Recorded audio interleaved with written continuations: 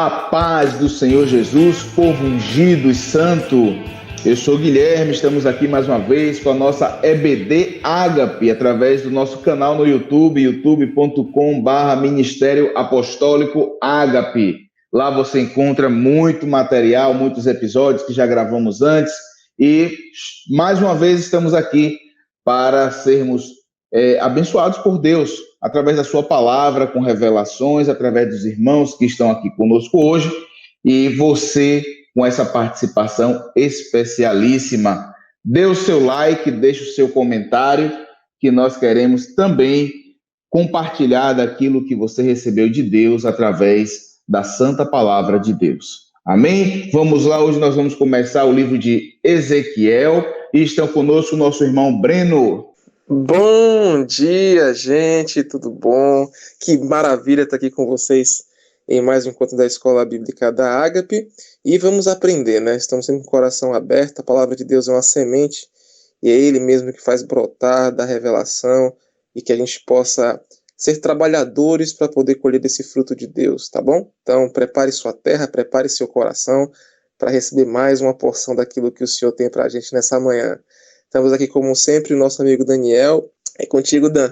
A graça e a paz do Senhor Jesus seja com todos. Bom tê-los aqui mais uma vez. E comigo também minha esposa Marina. Bom dia, povo santo. É isso aí, também conosco, nosso amado irmão, estimadíssimo Brunão. A graça e a paz, Deus abençoe. Para mim é uma honra fazer parte desse grupo tão seleto, né, de mestres do Ministério Apostólico Ágape. Sejam todos bem-vindos. Tenho certeza que grandes coisas o Senhor preparou para nós na ministração dessa palavra. É isso aí.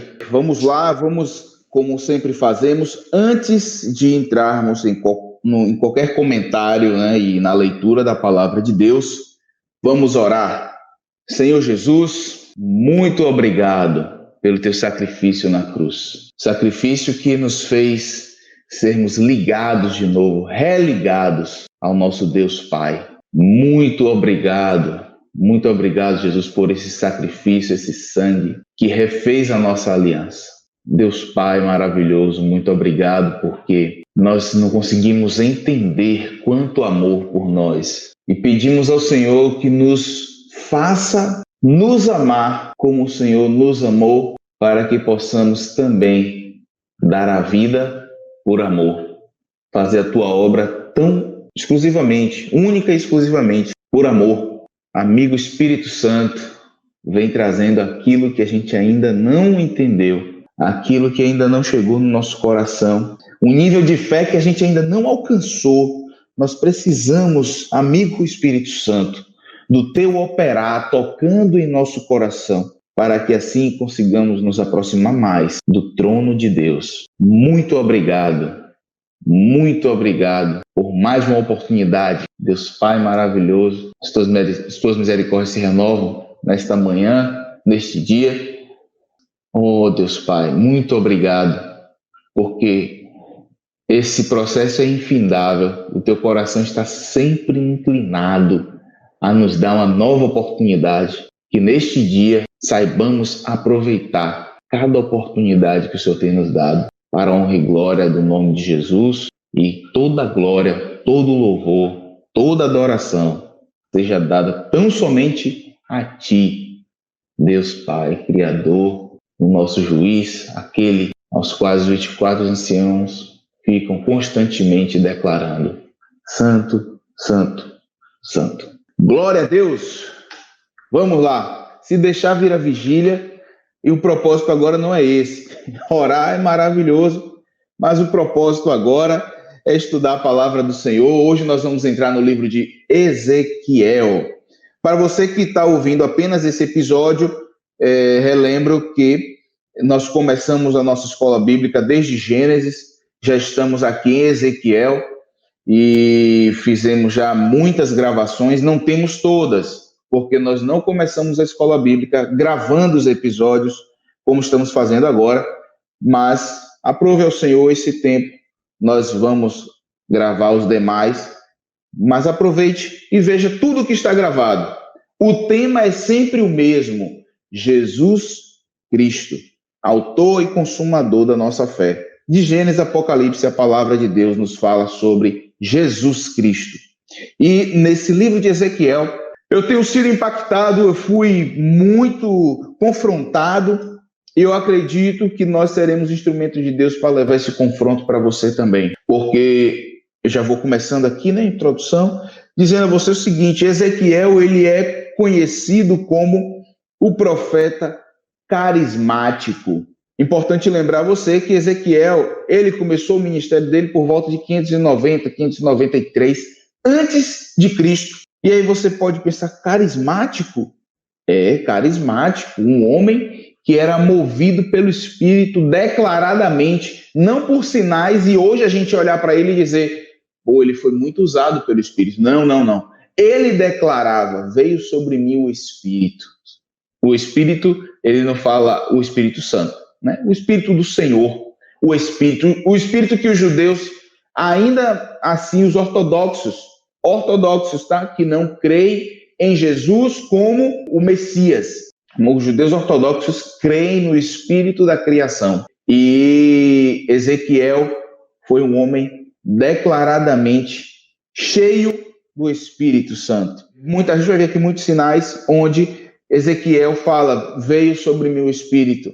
É porque eu vi a mão como se fosse, né, a mão do Senhor. Isso é agir do Espírito. Ezequiel é um profeta muito marcado por essa atuação visível e declarada do Espírito Santo de Deus. Tá bom? Um dos temas principais que nós vamos falar aqui no livro de Ezequiel é a responsabilidade do indivíduo. Como a gente viu lá em Jeremias, houve uma necessidade para nós, e Deus deixa isso registrado na sua palavra, de que não mais o homem fosse julgado pela coletividade, não mais houvesse uma responsabilidade coletiva acerca da caminhada com Deus, acerca da fidelidade a Deus. Você vai lembrar que lá em Jeremias tem um texto que diz, né? Os pais comeram uvas verdes e os dentes dos filhos se embotaram, não mais será assim. Então, nesse ambiente, a palavra do Senhor começa a nos trazer a importância da lei dentro do homem, e a gente vai ver isso aqui em Ezequiel, muito forte, muito forte. O livro de Ezequiel está basicamente dividido em 3 partes, né? O julgamento de Judá, e aí você vai até o capítulo 24, onde ele faz toda a construção do chamado do profeta, né? Essa evolução e tal. A gente vai passar por todos esses pontos hoje, a gente vai falar dessa primeira parte. Depois, julgamento das nações pagãs, e por fim, as bênçãos futuras sobre o conserto que Deus vai trazer sobre o seu povo. Nós não precisamos ter medo de Deus. Nós precisamos temer a Deus. E temer para que não quebremos a aliança, porque a quebra de aliança trará consequências ruins. Então, se a pessoa não teme a Deus porque não tem aliança, ela está com foco errado. Ou melhor, se a pessoa tem medo de Deus por ter quebrado a aliança, a pessoa tem que urgentemente, e você que me ouve, se está com a sua aliança com Deus arranhada, se está afastado, retorne urgentemente, porque não há coisa pior do que estar afastado de Deus. Porventura, talvez você possa lembrar uma palavra que, salvo engano, está em Hebreus, que diz, horrenda coisa é cair nas mãos do Deus vivo. Hebreus 10, salvo engano. Mas, enfim, está lá, você lê o livro de Hebreus todo, você vai achar. Horrenda coisa é cair na mão dos Deus vivo para aqueles que se insurgem contra Deus.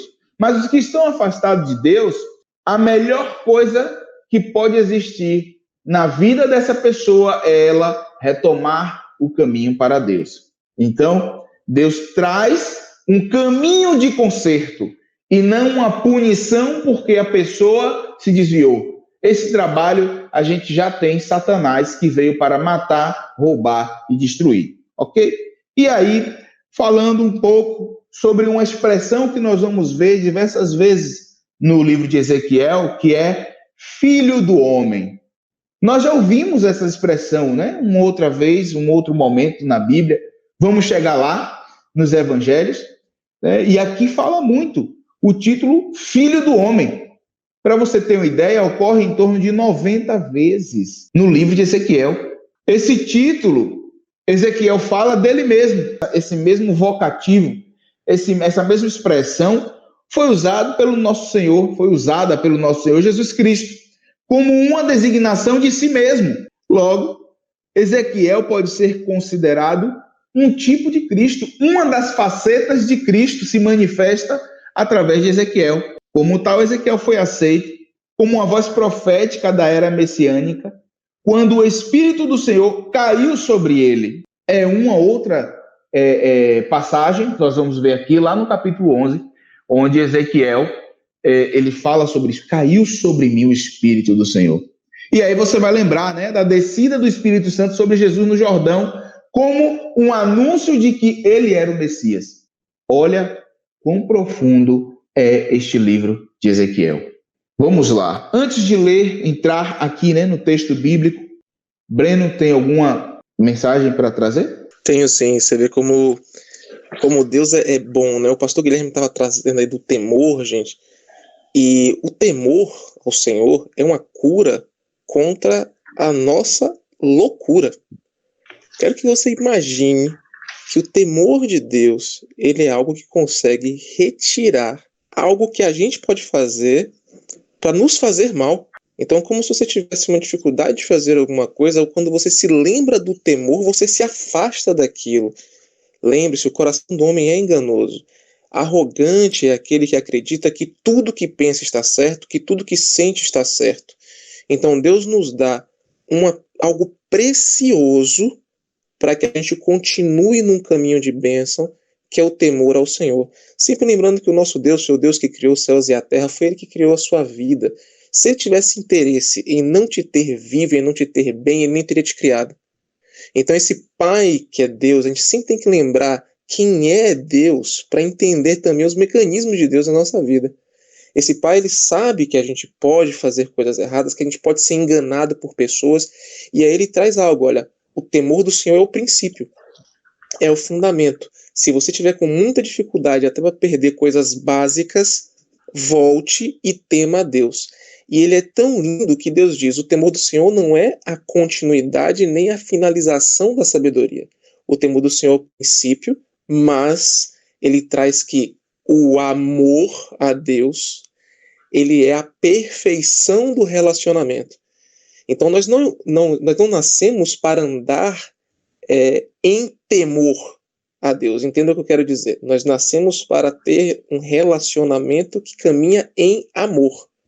Mas se você tiver a necessidade de usar o temor, use para que você não perca os benefícios da aliança. No momento em que a sua mente não conseguir discernir, que o seu coração não conseguir discernir, e eu, pelo menos, posso falar de mim mesmo, que há momentos que eu não consigo ter a clareza do que fazer. Eu agradeço a Deus porque Ele não se isentou de ser pai e de dizer, olha, você pode me seguir, meu filho, mesmo no momento que você não entenda, eu consigo te orientar. É assim que eu faço com os meus filhos, com as pessoas que eu amo, e é assim que a gente pode se relacionar com Deus também. Brenão, vamos parar aqui do seu comentário pelo seguinte, você trouxe um paralelo, que eu vou retomar ele lá na frente, usando o mesmo raciocínio, mas falando de um outro ambiente. Quando você disse, o temor a Deus é o princípio da sabedoria. É o princípio porque a sabedoria de Deus é infindável. Então isso é o princípio. Agora, o amor a Deus é o símbolo perfeito. Esse paralelo que a gente precisa estar focado, tá, irmãos? Vocês que nos ouvem, Breno falou temor, amor. Lá na frente eu vou fazer um outro paralelo que a gente precisa ter esse entendimento de separação. Não quer dizer que a gente possa abrir mão do temor ou abrir mão do amor. Agora, vamos caminhar em amor. Se tudo deu errado, que o temor permaneça. Vamos focar nesse paralelo. Irmão Bruno. É verdade, é verdade. O temor, né, e o amor caminham juntos, né? Eu queria, provocar uma reflexão, né, porque não era fácil para o povo de Israel, né, diante de um exílio tão duro, continuar temendo e amando. E nosso Deus, que é soberano, né, conhece todos os pensamentos e vai além, muito além daquilo que o homem pode pensar ou imaginar. Ele levanta o homem, né, que Deus fortalece. Na essência, o nome de Ezequiel.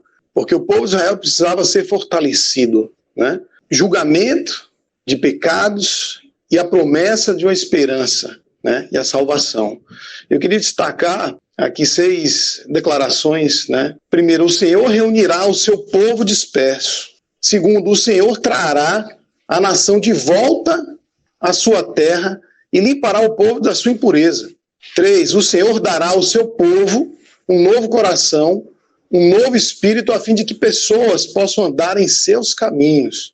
Como é que você pode caminhar nos caminhos do Senhor no contexto exílico, né? O Senhor restaurará a dinastia divina, ou seja, o teu relacionamento, o governo, né, do Senhor. O Senhor abençoará Israel com um propósito, com a prosperidade e segurança sem precedentes. O Senhor estabelecerá sua morada permanente no meio de Israel. Dentre esses, eu queria destacar: o Senhor dará ao seu povo um novo coração e um novo espírito, a fim de que as pessoas possam andar nos seus caminhos. Isso está registrado em Ezequiel, capítulo 11, verso 19, onde diz assim: eu lhes darei um só coração, e colocarei um novo espírito dentro de vós, e tomarei o coração de pedra para fora da sua carne, e lhes darei um coração de carne. Verdadeiramente, quando nós vivemos situações, né, de momentos difíceis, né, posso reportar esse momento ao momento que nós estamos vivendo hoje, né, como você pode manter o domínio, o governo do Senhor na tua vida, na tua casa, como você pode caminhar no teu propósito, né, exilado no teu lar, né. E eu trouxe essas 6 reflexões aí para que a gente possa refletir sobre elas e nos manter firmes no propósito, assim como para o povo de Israel naquele momento, na Babilônia. Não foi fácil, não está sendo fácil para nós nesse momento, e foi decisivo para que o povo de Israel entendesse o julgamento e os pecados que eles cometeram, né, e entendesse o resgate da promessa, da esperança e a salvação. Dan e Marina. Amém, amém. Então, vejo que Ezequiel é um profeta em que o Senhor usou muito e por muitas vezes é chamado filho do homem. Perceba que a ideia do filho do homem, ele possuía a qualidade e as características de seu pai, né? Perceba que Jesus também, ele por muitas vezes usou expressões, né, de filho do homem, filho de Deus, para poder se referir a si mesmo. Uma outra percepção que eu tive, eu acho muito interessante, que você que está escutando, perceba que a Bíblia, a gente não pega livros isolados, sempre estamos passeando na Bíblia. Ora estamos no Novo Testamento, ora estamos no Velho Testamento, e sempre há a conexão. A Bíblia é um único livro, dividido em passagens, porém é um único livro. Trazendo aqui sobre os profetas, Isaías, quando percebeu que seria um profeta, ele declarou que ele era impuro, de lábios impuros. E o anjo pegou uma pedra do trono e tocou na língua dele, purificou. Já Jeremias, né, o Senhor, antes do nascimento, já tomou para si como profeta. Ezequiel, ele foi chamado para ser profeta por meio de experiências e, inclusive, visões sobrenaturais. Perceba como Deus vem trazendo, né, situações distintas para cada profeta. E Ezequiel sempre, ele coloca: eu recebi um espírito, vindo de Deus o que eu venho falar. E ele sempre se mantendo fiel àquilo que o Senhor trazia, né, para que ele levasse ao povo de Israel. Amém? Uma das características também que o Senhor deu a Ezequiel foi como atalaia. Ele fala: filho do homem, eu te dei por atalaia sobre a casa de Israel. Da minha boca ouvirás a palavra e avisarás da minha parte. O papel do atalaia era muito importante. Eles ficavam em cima da torre de vigia, eles tinham que ficar ligados o tempo todo, porque se viesse o inimigo, eles teriam que avisar que de lá de longe via o inimigo, para que o povo se preparasse. E se o povo não se preparava, e se o povo não o ouvia ou ele não tinha avisado, tudo que acontecia naquele momento recaía sobre ele. Por isso o papel é importante. Nós somos atalaias de nossa casa, de nossas vidas, da nossa família. Nós temos que estar o tempo todo despertos. O Senhor, ele fala, né? Vigiai porque não sabeis a hora e o momento que eu vou voltar. Então, queridos, diante de todos esses maravilhosos comentários dos irmãos, como sempre, vamos passando aqui pela Bíblia, tá? O intuito aqui é que a gente apenas fale aquilo que Deus falou no nosso coração. E você em casa tem a sua leitura detida, atenta, ok? Nossa escola bíblica não substitui a sua leitura, nós somos instrumentos para te auxiliar no entendimento e na busca pela revelação através da palavra de Deus. Então, capítulo 1 de Ezequiel, como Daniel colocou muito bem, a Bíblia é uma só. E talvez vocês ouçam aqui em alguns episódios anteriores eu falar assim, eu prefiro falar Primeira Aliança, Segunda Aliança, ao invés de falar Antigo e Novo Testamento. E aí você pode dizer, mas Daniel falou até, não falou Antigo, falou Velho. Mas observe a fala de Daniel, a Bíblia é uma só. Às vezes a gente fala algo por usos e costumes, a gente fala. Mas observe que a fala dele foi maestral quando ele diz a Bíblia é uma só. E faz o paralelo entre os profetas. E eu te digo até mais. Quando eu li Ezequiel 1, eu me senti lendo Apocalipse. Visões como a que João teve no Apocalipse. Então, diante desse ponto, eu até te falo, Apocalipse é um livro do qual eu não comento muito, não entro muito, não vou em questões escatológicas, porque ali, para mim, são muitas coisas que Deus ainda não deu a ninguém o entendimento para trazer algo exato sobre o que está no coração de Deus para nós através do livro de Apocalipse. Uma coisa eu já te coloco. Eu conheço pessoas que falam com propriedade e tratam o terceiro tempo que a Bíblia fala, né, sobre os tempos lá em Apocalipse, e tratam o tempo como sendo o terceiro milênio que nós vamos entrar. Mas aí eu te falo, o calendário judaico já está no ano de 5.669, me parece. Mas é nessa faixa, tá? E aí como é que fica para eles esse tempo, esse terceiro tempo? Será que seria também um terceiro milênio? Então, a segunda volta de Jesus para eles já aconteceu e para nós ainda não? São essas coisas que eu quero trazer para você pelo seguinte, gente, tem coisas na palavra de Deus que Deus guardou para si. Vamos relaxar e entender o que Deus tem para nós hoje, porque isso é o que vai nos manter de pé, ok? Então, capítulo 1 de Ezequiel, não vou entrar, porque tem muita informação aqui. Algumas você pode até extrair, entender, discernir e trazer algo com exatidão, mas muita coisa aqui é visão do terceiro céus, né? Dos céus de Deus. Então vamos lá, capítulo 2, que diz assim, e disse-me, filho do homem, põe-te em pé e falarei contigo. Então entrou em mim o Espírito, quando falava comigo, e me pôs em pé e ouvi o que me falava. Então aqui você já vê duas expressões que nós já comentamos e a prova testifica aquilo que nós já falamos. Filho do homem, e entrou em mim o Espírito. Isso já te mostra, mais uma vez, né, como o tema, como as colocações de Ezequiel se assemelham a uma das formas como Cristo se colocava. E vamos, capítulo 2, versos 9 e 10, no finalzinho, diz assim, então vi, e eis que uma mão se estendia para mim, e eis que nela estava um rolo de livro, e estendeu-o diante de mim, e ele estava escrito por dentro e por fora, e nele se achavam escritas lamentações e suspiros e ais. Gente, essa visão é visão de arrebatamento. Ele viu o livro da vida. Isso é uma visão de quem foi arrebatado. E isso está aqui em Ezequiel, por isso que nós não podemos considerar Antigo Testamento como algo que ficou para trás. Antigo Testamento, queridos, é fundamento de fé bíblica.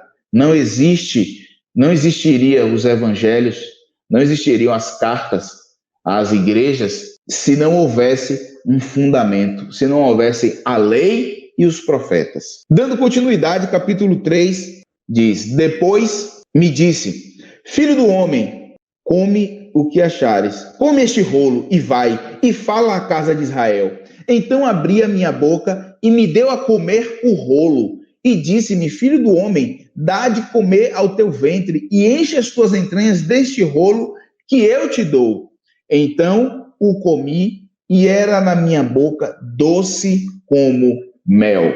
Em Hebreus, a gente tem uma menção sobre como as admoestações, como as reclamações, como as advertências são recebidas por nós que estamos sendo ensinados. Lá a Bíblia diz que no presente momento essas correções, elas são amargas, elas são como fel, mas no futuro vindouro, elas no nosso estômago produzem um gozo eterno. E aí, Hebreus 12, tá vendo? 12:5, filho meu, não desprezes a correção do Senhor, e não desmais quando por ele for repreendido, porque o Senhor corrige o que ama, e açoita a qualquer que receber por filho. Verso 11, e na verdade, toda correção ao presente não parece ser de gozo, senão de tristeza, mas depois produz um fruto pacífico de justiça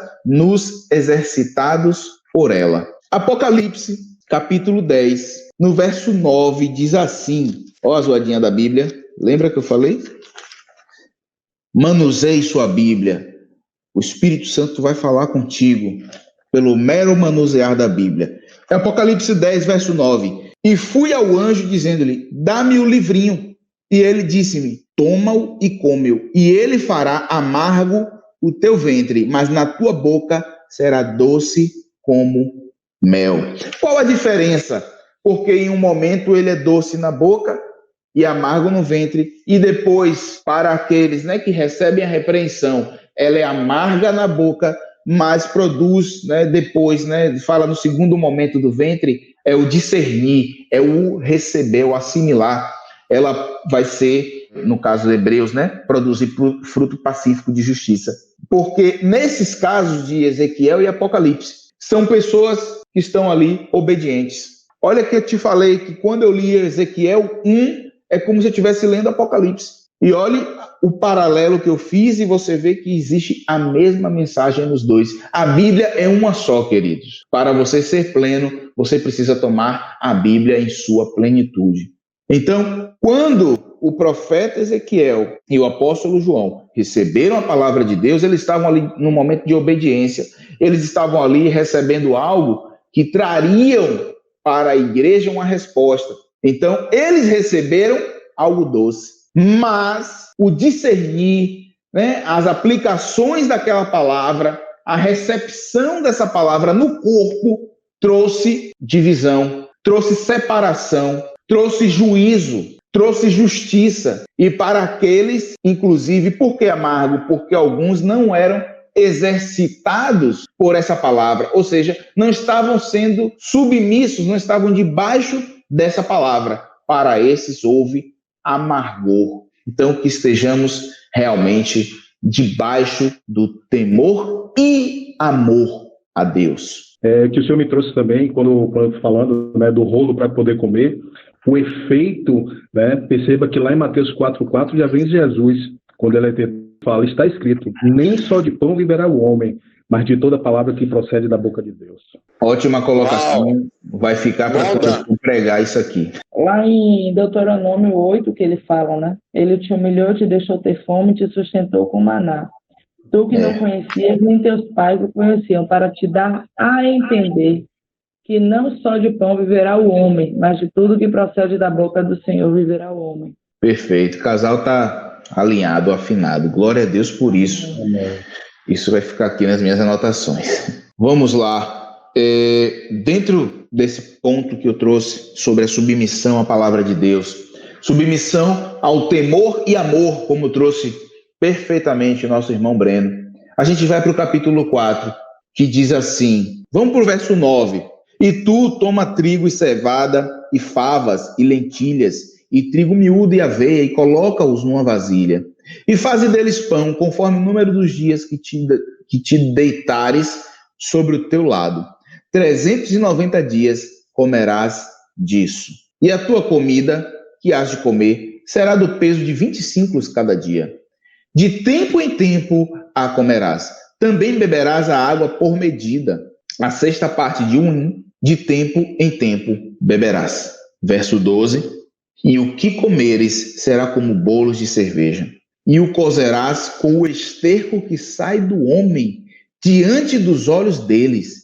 E disse o Senhor, assim comerão os filhos de Israel o seu pão imundo entre as nações para onde serão lançados. Lembra que eu falei para vocês sobre o paralelo entre temor e amor? Nós precisamos dos dois. O temor é um limite que nós não podemos transpassar. Mas o amor é o nível ideal. O que é que tem a ver com essa passagem de Ezequiel 4? Irmãos, é como se eu estivesse andando. Eu não sei se já aconteceu com você, mas, por exemplo, você está andando em uma direção, até dentro de casa, e a sua roupa prende num puxador de gaveta. E você toma aquele tombo, né? Ou você está indo numa direção e alguém te chama numa direção totalmente oposta, ou você precisa fazer um movimento totalmente oposto, e às vezes até você se machuca. Tamanho é o tombo que você leva, o tranco que você leva para voltar. Eu me senti assim diante desse texto de Ezequiel 4:12. Por quê, queridos? Olha aqui o profeta, e ele diz aqui, então disse eu, verso 14, Senhor Jeová, eis que a minha alma não foi contaminada, porque nunca comi coisa morta nem despedaçada, desde a minha mocidade até agora, nem carne abominável entrou na minha boca. Gente, o profeta foi comer comida imunda porque se submeteu a uma direção de Deus. Por que isso me marcou, queridos? Porque isso para mim fala de propósito. Até onde eu estou aliançado com o meu propósito em Deus? Até onde eu decido me submeter debaixo de um chamado, debaixo de uma direção de Deus? Porque eu fui chamado, nós fomos chamados para ter uma vida na eternidade. Nossa vida não é hoje, nossa vida é eternidade. Esse tempo que estamos na Terra é um tempo onde nós somos justiça de Deus contra as obras de Satanás. Mas para que essa justiça se torne eficaz, para que essa justiça se torne plena, seja exercitada, nós precisamos nos submeter ao chamado que Deus tem para cada um de nós.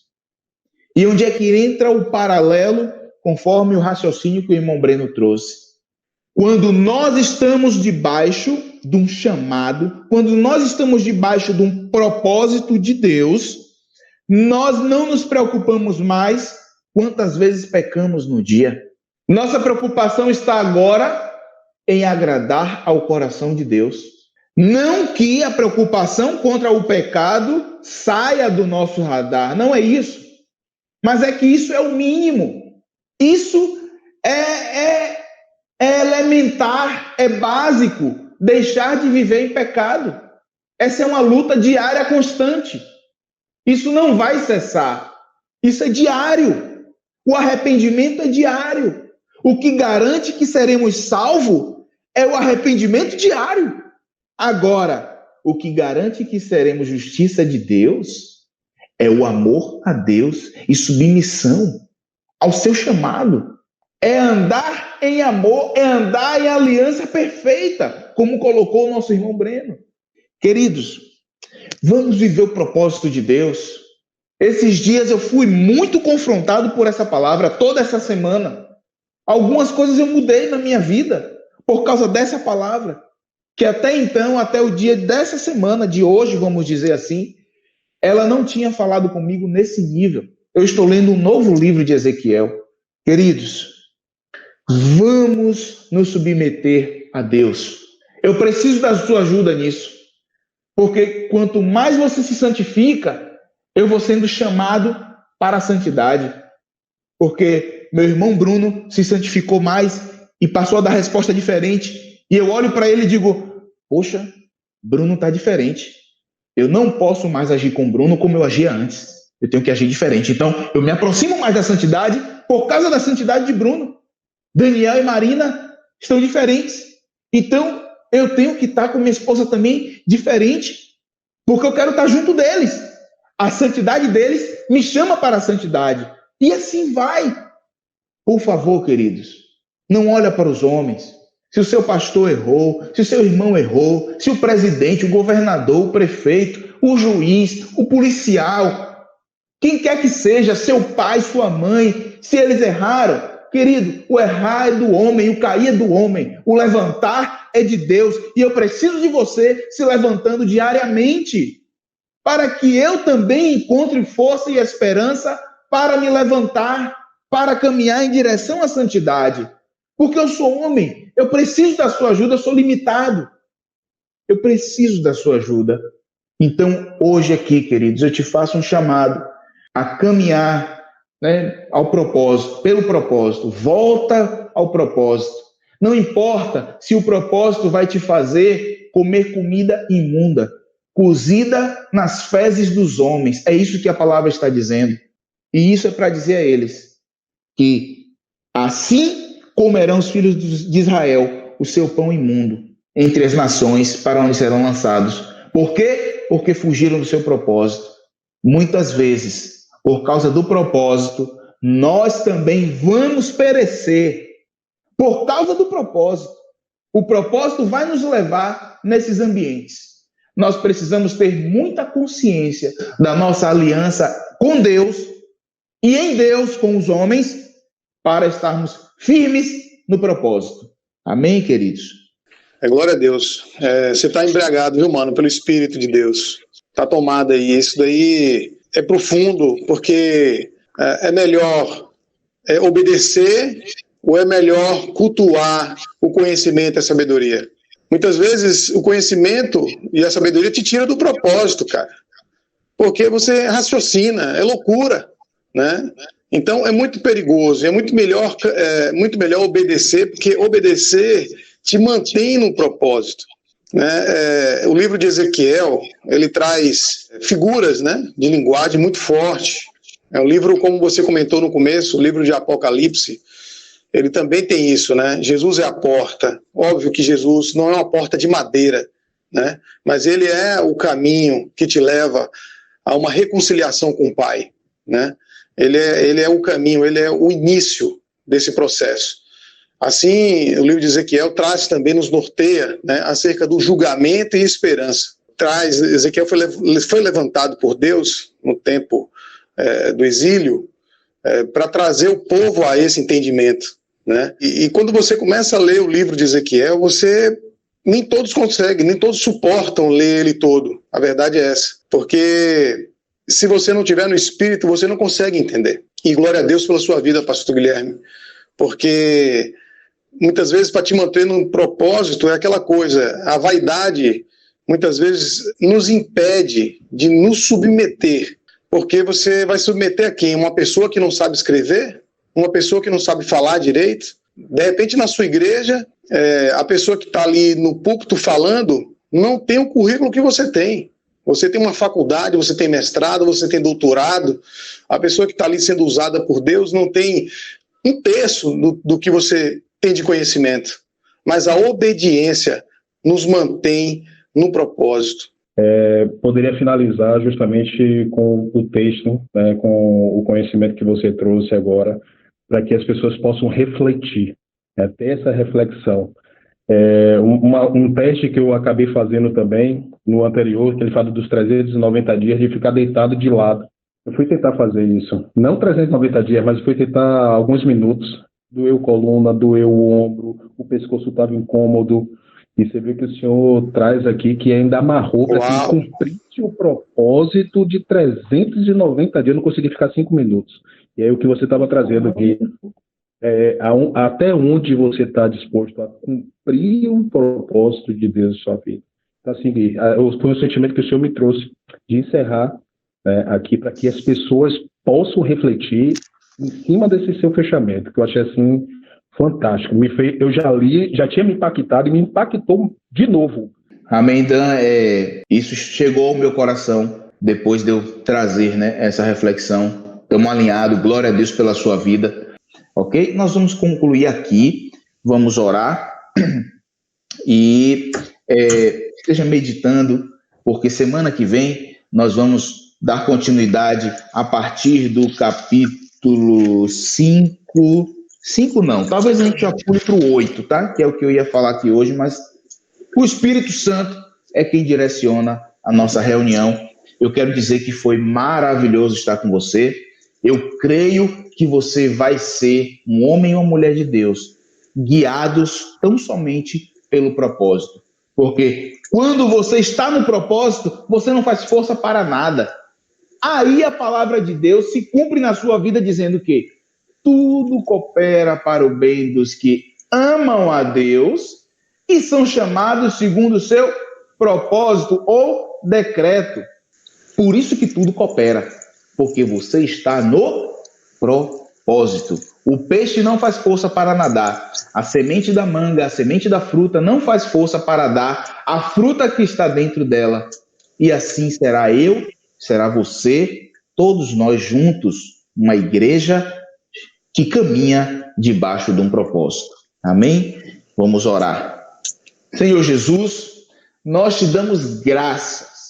Graças porque nós reconhecemos o teu sacrifício na cruz e nós nos comprometemos a não deixar esse sangue em vão, a não declarar o teu nome em vão. Amigo Espírito Santo, muito obrigado pelo quebrantamento para podermos enxergar esta palavra, enxergar a tua novidade, a novidade do coração do Pai através dessa palavra. Eu tenho muitos anos de vida cristã e nunca recebi esta palavra de Ezequiel como estou recebendo agora. E eu sei que isso é obra tua, amigo Espírito Santo. Deus Pai maravilhoso, ser conosco no decorrer desse dia, desses dias, desses anos. E, em nome de Jesus, nos leva a crer na tua palavra, nos leva a crer no propósito do Senhor para as nossas vidas, em nome de Jesus. Amém. Amém.